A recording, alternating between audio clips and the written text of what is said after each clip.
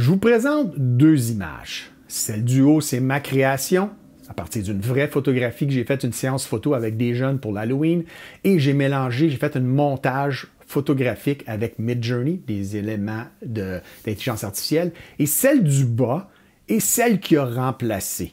Le but de la photographie du haut était de promouvoir un sentier familial d'Halloween dans la ville où je demeure. J'ai été choisi pour faire le montage et faire la photographie. Mais cette année, ils ont décidé de le faire eux-mêmes et quand j'ai vu les résultats, j'étais un peu surpris. Le but de faire de la photographie est de créer des images et des vidéos et de vendre une histoire et de raconter une histoire, de rendre accessible à tout le monde et d'être intéressé visuellement à un sujet. C'est pas seulement prendre des photographies, faire des dessins ou filmer une vidéo qui va donner l'intérêt vers un certain sujet. Et on doit amener la personne qui visionne à un certain endroit. Comme on lit un livre.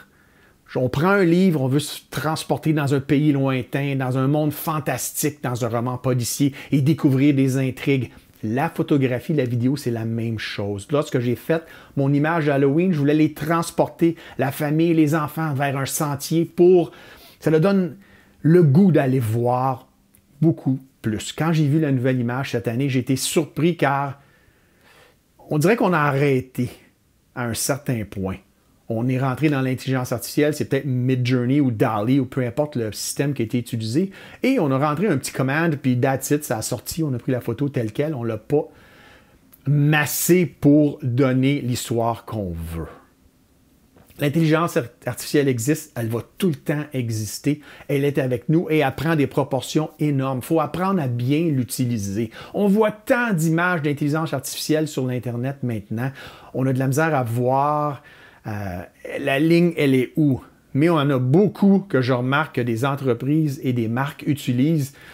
Peut-être qu'il y aurait besoin de se tasser un peu du côté de la ligne qui démontre un peu mieux leurs produits et leurs services.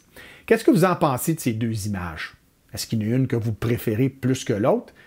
Et est-ce que ça vous intéresse de voir comment que j'ai fait le montage pour celle du haut? J'attends vos commentaires.